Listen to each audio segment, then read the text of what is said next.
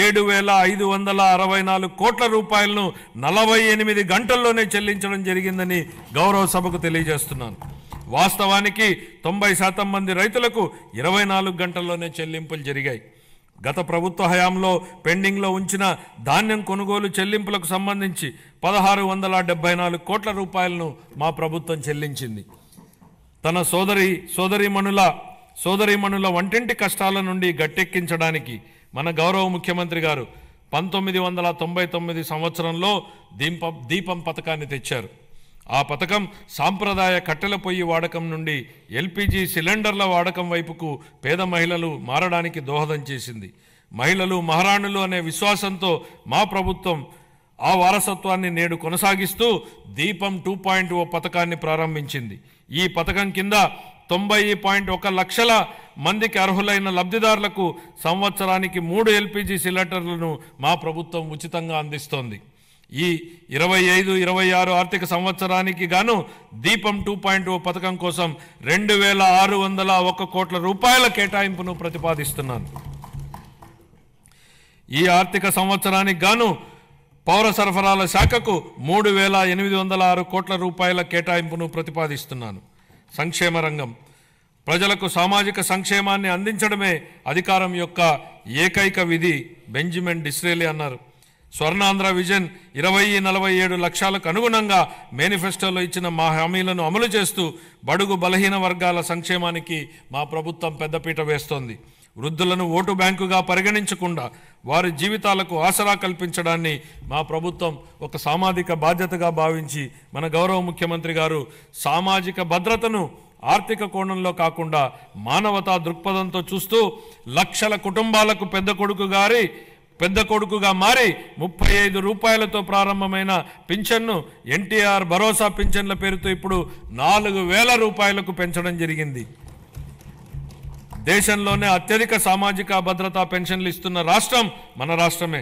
మేనిఫెస్టోలో ఇచ్చిన హామీ మేరకు ఎన్టీఆర్ భరోసా పథకంలో భాగంగా మా ప్రభుత్వం పెన్షన్లను వివిధ విభాగాలలో 4,000 రూపాయల నుండి 15,000 రూపాయల వరకు లబ్ధిదారులకు అందిస్తూ నిజమైన సంక్షేమానికి ఆదర్శంగా నిలుస్తోంది.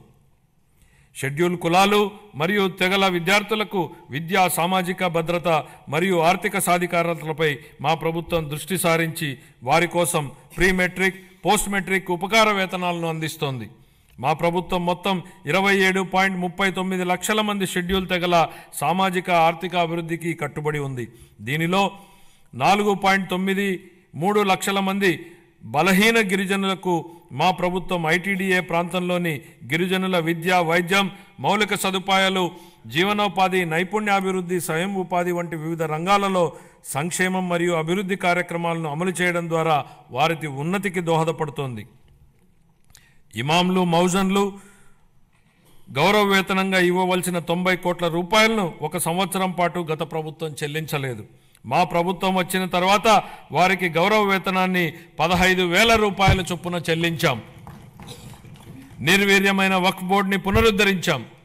మద్యం లైసెన్సుల్లో 10% కల్లు గీత కార్మికులకు కేటాయించడం జరిగింది. ధూపదీప నైవేద్యాలకు 10,000 మరియు అర్చకులకు కనీస గౌరవ వేతనాన్ని 15,000కు పెంచాం.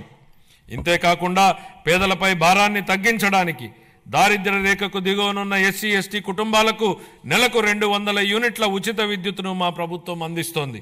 అలాగే దారిద్ర్య రేఖకు దిగువన ఉన్న వెనుకబడిన తరగతులకు చెందిన చేనేత అన్నలకు, నాయి బ్రాహ్మణుల సెలూన్లకు ఉచితంగా విద్యుత్తును అందిస్తున్నాం.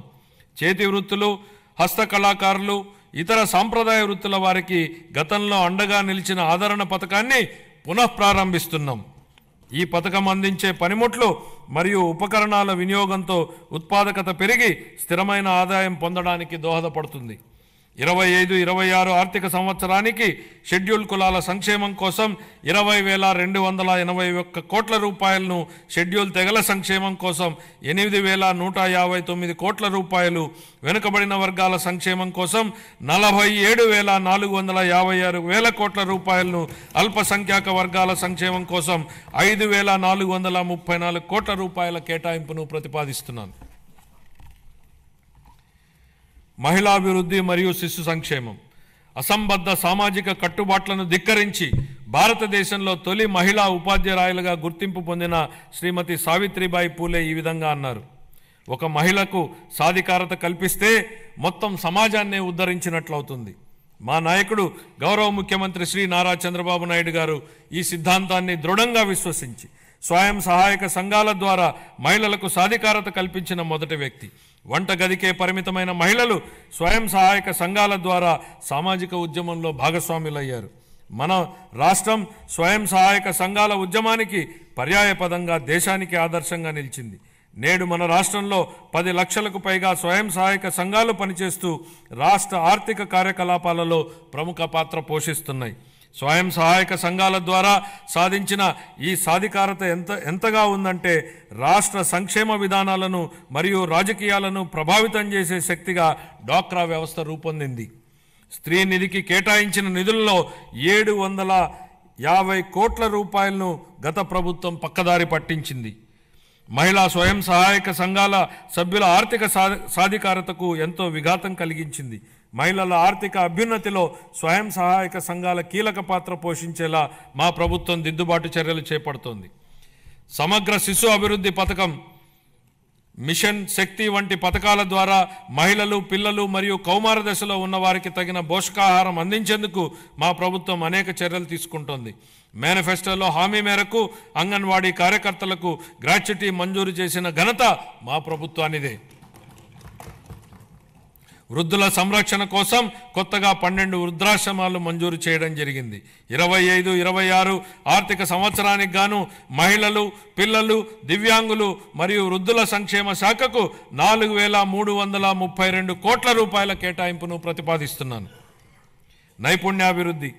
నైపుణ్యాభివృద్ధి గురించి మన గౌరవనీయ ముఖ్యమంత్రి గారి మాటల్లో జ్ఞాన ఆధారిత ఆర్థిక వ్యవస్థలో నిరంతరం నైపుణ్యాలను మెరుగుపరుచుకోవడం చాలా కీలకం. కాలానుగుణంగా మారుతున్న పరిశ్రమల యొక్క అవసరాలను తీర్చడానికి నైపుణ్యం కలిగిన మానవ వనరులు చాలా ముఖ్యం. మా ప్రభుత్వం శ్రామిక జనాభా నైపుణ్యాలను అంచనా వేసి అభివృద్ధి చెందుతున్న పరిశ్రమల అవసరాలకు అనుగుణంగా వారిని తయారు చేసే దిశగా నైపుణ్య గణన జరుపుతోంది. స్థానిక పరిశ్రమల డిమాండ్ను తీర్చడానికి నిరుద్యోగ యువతకు మరియు కళాశాల డ్రాపౌట్లకు శిక్షణ ఇచ్చేందుకు 83 పారిశ్రామిక శిక్షణ సంస్థలలో నైపుణ్య కేంద్రాలను ఏర్పాటు చేయడం జరిగింది. ప్రధానమంత్రి జన్ వికాస్ కార్యక్రమం కింద అల్పసంఖ్యాక వర్గాల వారి కోసం ప్రత్యేకంగా 4 కొత్త పారిశ్రామిక శిక్షణ సంస్థలను ఏర్పాటు చేయడానికి ఇప్పటికే ప్రతిపాదనలు చేయడం జరిగింది. 25-26 ఆర్థిక సంవత్సరానికి నైపుణ్యాభివృద్ధి మరియు శిక్షణ శాఖకు 1,228 కోట్ల రూపాయల కేటాయింపును ప్రతిపాదిస్తున్నాను. పాఠశాల విద్య. గత ప్రభుత్వ దుర్మార్గపు పాలన కాలంలో రాష్ట్ర విద్యా వ్యవస్థపై దృష్టి సారించకపోవడం, నిర్లక్ష్యం మరియు తప్పుడు విధానాల వలన మన రాష్ట్రంలోని 2.43 లక్షల మంది విద్యార్థులు బడి మానివేయడంతో వారి భవిష్యత్ ప్రమాదంలోకి నెట్టివేయబడింది. ఇలాంటి పరిస్థితుల్లో విద్యా వ్యవస్థను చక్కదిద్దే అత్యంత కఠినమైన బాధ్యతను మంత్రి నారా లోకేష్ గారు తన భుజస్కంధాల మీద వేసుకున్నారు. నేటి బాలలే రేపటి పౌరులనే భావనతో విద్యా వ్యవస్థను ప్రక్షాళన చేయడం మొదలుపెట్టారు. రిజల్ట్ ఓరియంటెడ్ ఎడ్యుకేషన్పై దృష్టి సారించి ఆర్టిఫిషియల్ ఇంటెలిజెన్స్ వంటి టెక్నాలజీ విషయాలను ప్రధాన పాఠ్యాంశాలుగా తీసుకురావడానికి ఆయన చేసిన ప్రయత్నాలతో మన పిల్లలు ప్రపంచ స్థాయిలో పోటీపడి రాణించడానికి సిద్ధమవుతున్నారు. సమాజానికి విద్య ఎంత అవసరమో చైనీయుల సామెత ద్వారా వ్యక్తీకరించబడింది. మీరు సంవత్సరానికి ప్రణాళిక వేస్తే వరి నాటండి, దశాబ్దానికి ప్రణాళిక వేస్తే చెట్లు నాటండి, జీవితకాలానికి ప్రణాళిక వేస్తే ప్రజలకు విద్య నేర్పండి. పిల్లలకు విద్య అందించడం తల్లిదండ్రులకు భారం కాకూడదని మా ప్రభుత్వం బలంగా విశ్వసిస్తోంది. ఏ కారణం చేతను ఏ బిడ్డ విద్యకు దూరం కాకూడదని విశ్వసిస్తున్నాం. ప్రతి తల్లి తన పిల్లలను పాఠశాలకు పంపేలా ప్రోత్సహించే లక్ష్యంతో మరో సూపర్ 6 హామీని అమలు పరిచే దిశగా తల్లికి వందనం పథకాన్ని ప్రారంభిస్తున్నాం. 25-26 విద్యా సంవత్సరం నుంచి ఈ పథకం కింద 15,000 రూపాయల ఆర్థిక సహాయాన్ని అందించుతున్నాం. చదువుకునే ప్రతి విద్యార్థి తల్లికి ఈ పథకాన్ని అందించడానికి కేటాయింపులు జరుపుతున్నాం. ఈ పథకం ప్రభుత్వ మరియు ప్రైవేటు పాఠశాలలో 1 నుండి 12వ తరగతి వరకు చదువుతున్న పిల్లలకు వర్తిస్తుంది. అదేవిధంగా సర్వేపల్లి రాధాకృష్ణ విద్యామిత్ర పథకం ద్వారా 35.69 లక్షల మంది విద్యార్థులకు ఉచితంగా పుస్తకాలు, యూనిఫామ్లు, డొక్కా సీతమ్మ మధ్యాహ్న బడి భోజనం పథకం ద్వారా విద్యార్థులకు పౌష్టికాహారాన్ని అందిస్తున్నాం. ఉపాధ్యాయులకు స్నేహపూర్వక వాతావరణంలో కూడిన విద్యా వ్యవస్థ కోసం గౌరవనీయ మానవ వనరుల అభివృద్ధి శాఖ మంత్రి నారా లోకేష్ గారి చొరవతో మా ప్రభుత్వం అన్ని ప్రభుత్వ పాఠశాలలకు ఉచిత విద్యుత్తును అందించాలని నిర్ణయించిందని గౌరవ సభకు ఎంతో సంతోషంగా ప్రకటిస్తున్నాను. ఇది స్థానిక సంస్థలపై ఆర్థిక భారాన్ని తగ్గించడమే కాక ఉపాధ్యాయులు మరియు విద్యార్థులకు ఒత్తిడి లేని వాతావరణాన్ని కల్పిస్తుంది. 25-26 ఆర్థిక సంవత్సరానికి పాఠశాల విద్యాశాఖకు 31,805 వేల కోట్ల రూపాయలను కేటాయింపును ప్రతిపాదిస్తున్నాను. ఉన్నత విద్య భవిష్యత్ సవాళ్లను విద్యార్థులకు సిద్ధం చేయడానికి మరియు అందరికీ సమాన అవకాశాలు కల్పించడం కోసం బలమైన సమ్మిళిత ఉన్నత విద్యా వ్యవస్థ నిర్మించడానికి ప్రభుత్వం అంకిత భావంతో ఉంది. ఈ కార్యక్రమం కింద మల్టీ డిసిప్లినరీ విద్య మరియు పరిశోధన విశ్వవిద్యాలయాల స్థాపన, పాలిటెక్నిక్ విద్యలో క్రెడిట్ ఆధారిత వ్యవస్థను ప్రవేశపెట్టడం, అధునాతన తరగతి గదులు, ప్రయోగశాలలు, డిజిటల్ లైబ్రరీలతో విద్యాలయాలను ఆధునీకరించడం వంటి కీలక నిర్ణయాల ద్వారా మన విద్యార్థులను అంతర్జాతీయ ప్రమాణాలకు అనుగుణంగా తయారు చేస్తున్నాం. ప్రపంచవ్యాప్తంగా ఉన్న ప్రముఖ 100 విశ్వవిద్యాలయాల్లో మన రాష్ట్ర విశ్వవిద్యాలయాలను నిలపడమే మేము లక్ష్యంగా పెట్టుకున్నాం. 25-26 ఆర్థిక సంవత్సరానికి గాను ఉన్నత విద్యాశాఖకు 2,506 కోట్ల రూపాయలను కేటాయింపును ప్రతిపాదిస్తున్నాను. ఆరోగ్య రంగం గత ప్రభుత్వ పాలనలో ఆరోగ్య రంగం పూర్తిగా నిర్లక్ష్యానికి గురైన విషయాన్ని మనం చూసాం అధ్యక్ష. సకాలంలో చెల్లింపులను చేయకపోవడంతో మందుల కొరత, సౌకర్యాల కొరత, సేవల కొరతకు కారణమైంది అధ్యక్ష. వైద్య రంగంలో దాదాపు 6,400 కోట్ల రూపాయల బకాయిలను వారసత్వంగా ఇచ్చారు అధ్యక్ష. దీనిలో 1,624 కోట్ల రూపాయలను చెల్లించి